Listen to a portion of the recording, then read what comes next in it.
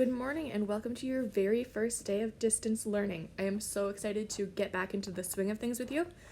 Today we are just going to go through expectations and you will learn a few different features of Class Kick, some of which you may have already figured out, some of which may be new to you. We'll be using it a lot during our distance learning. So the very first thing is I will post in the updates what each day's tasks look like. But I also know that some of you will be caring for siblings or have some other complicated scheduling going on, so I'm going to open up the entire week at once. So if you're wanting to work ahead, you're going to look in the distance learning weekly to-do lists, and that will be posted by Monday by 8:15 every week. So you can look ahead and see, ooh, you know what, Thursday's a really busy day for me. I have to give my pet porcupine a bath, and I have to watch my 14 younger siblings, whatever. Maybe you want to do Thursday's activities on Wednesday so that Thursday you've got a little more flexibility. Okay, so that is an option for you.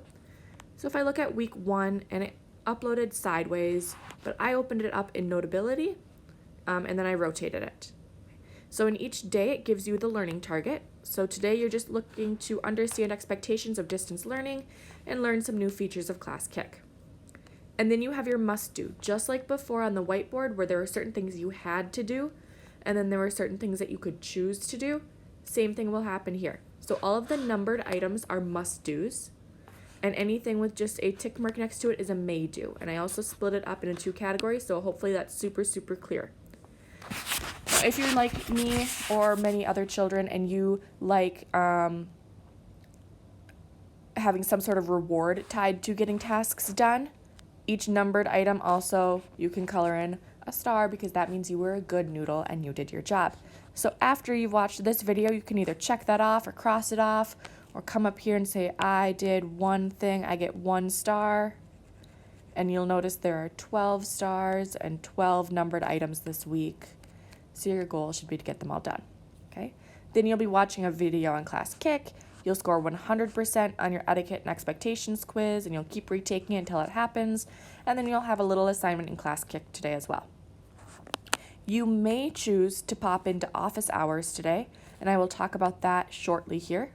You do not have to, though. If you have questions, the expectation is you're coming to my office hours to ask them, or you are emailing me, Schoology messaging me, etc.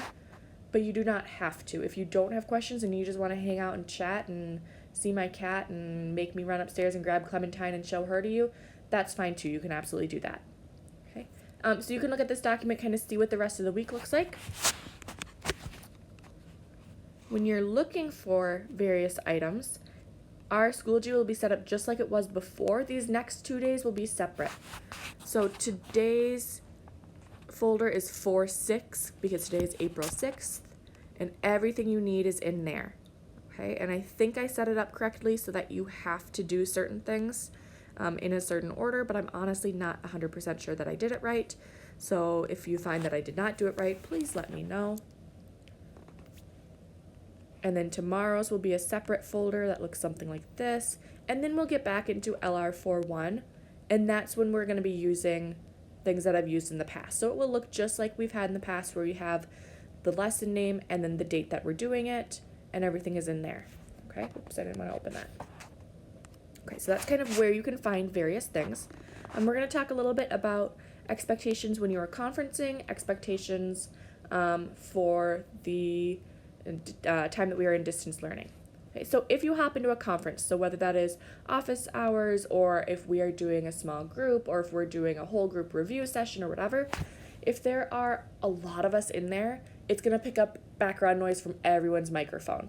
And I'm sure by this point your parents have complained about having to sit in a Zoom meeting and Susie can't figure out how to mute her microphone and it's so annoying, and Billy's screaming at his kid and Jimmy's dog is barking, whatever. Okay.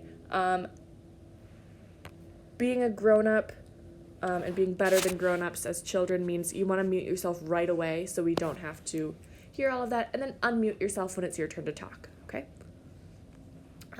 I am going to ask that you sit in a quiet but shared space in your home. So you want it to be a space that anyone could walk back through the background.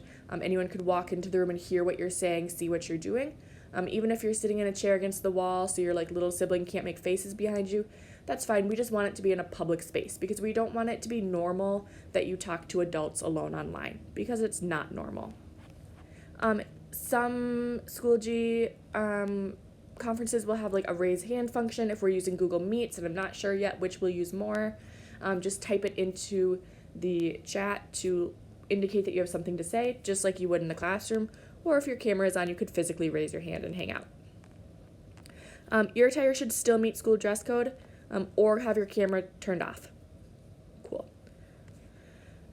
Chat function should be for asking relevant questions, so we're gonna leave jokes, comments, all of that out of it, and we're just gonna leave that as a space to put your questions so it doesn't get cluttered, doesn't get messy. And then if you're popping into office hours especially, listen to the questions that other people ask, because you might have the same question as them, or you might have another way of explaining it that makes more sense to them than the way that I explain it. Okay, so if you're waiting your turn, do be listening, do have that audio on. We're also going to touch a little bit just on expectations for the rest of the year, or at least the rest of our digital learning, hopefully not the rest of the year. We talked about all these rules actually this fall, or most of these, on the very first day of school, but they've changed a little bit, and this is kind of like having a first day of school over. So taking care of yourself in the context of digital learning could mean doing your work on time or early, letting me know if you have needs that are not being met. Take advantage of your resources. I'll continue putting May dues up there. I'll continue having office hours.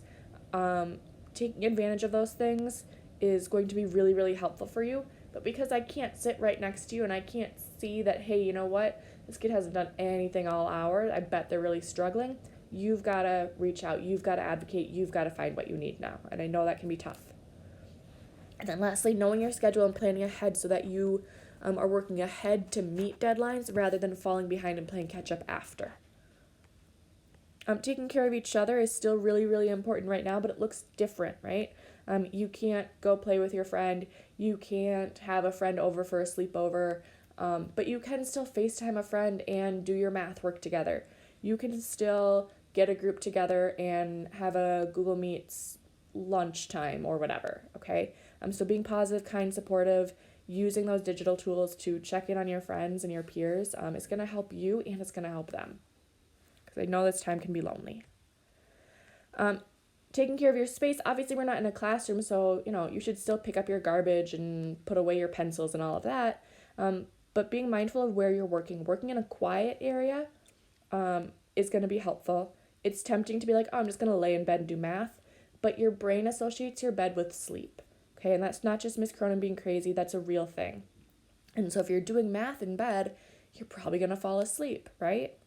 Or you're going to get tired and it's going to be hard to focus. So find a table where you can sit up, find a desk. It's okay if you need to mix it up when it gets a little bit warmer out and you want to work outside, 100% do that, depending on how far your Wi-Fi goes and whatnot. But finding a table or a desk is going to be better than laying in bed. And then make sure you have what you need before you get started. So find a pencil and some scratch paper. Make sure your iPad is charged or you're able to plug it in so it doesn't die on you. Have a calculator if you're going to want a calculator.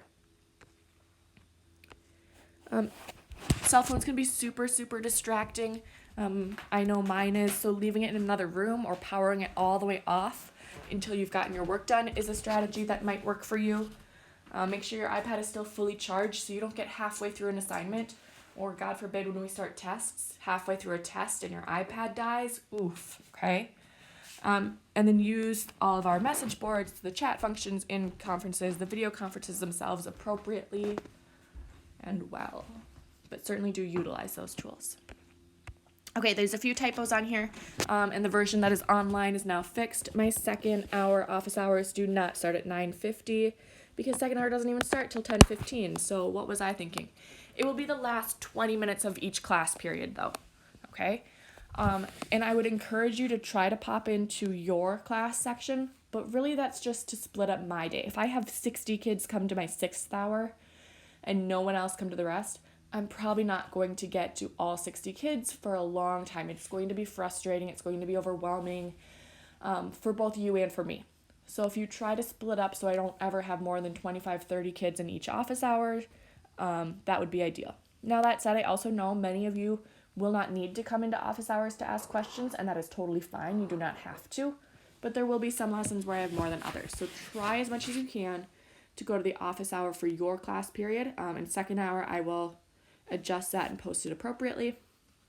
You can also email me if you'd prefer email. If you're coming to office hours, but you're like, I don't want to be on video, that's fine. You don't have to turn your camera on. If your audio doesn't work or your microphone doesn't work, type your question in. That's totally fine as well. Okay? And I also do know that if you're sitting here and you're like, but my parents work until 1 p.m. every day and I'm watching siblings, so I can't start my homework until 1 o'clock, but I have Miss Cronin's second hour, how am I going to do that? That's fine, okay? You can go to other class periods. I just don't want all of you to come to one section. So try to go to your class period. If you can't because you've got other things going on, that is completely fine, no worries, okay? All right. So today you have now finished watching your e-learning etiquette and expectations video. You'll have another video about some features on Class Kick. And then you will have 2 assignments for me. One of them is that e-learning expectations quiz. You have to get 100% on that. And then there is another assignment in Class Kick. And this is super exciting. Normally I give you codes, right? We got Class Kick Pro, which is super exciting, and I'm super excited about. I've wanted this for years, so at least something good is happening in the world.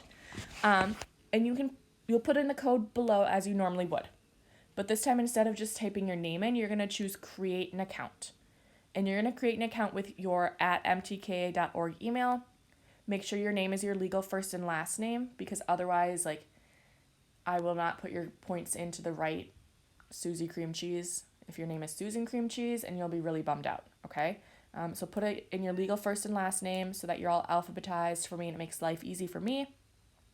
And the next time that we have an assignment, so tomorrow, you won't need to okay, I got to remember these 6 letters, I got to type it in, I have to switch back and forth, wait, what was the third letter, wait, was it an M or a W, and all that nonsense.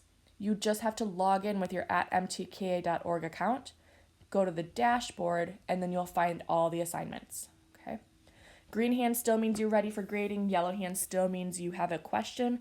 I'll have my Class Kick open all day, so I'll be chipping away at grading and all that fun stuff. All right. If you have questions on any of this, or if you're not sure what to do, or if there are any technical bugs that I should be aware of, definitely do reach out. You have 1 more video to watch, 2 assignments, and I hope to see you all real soon.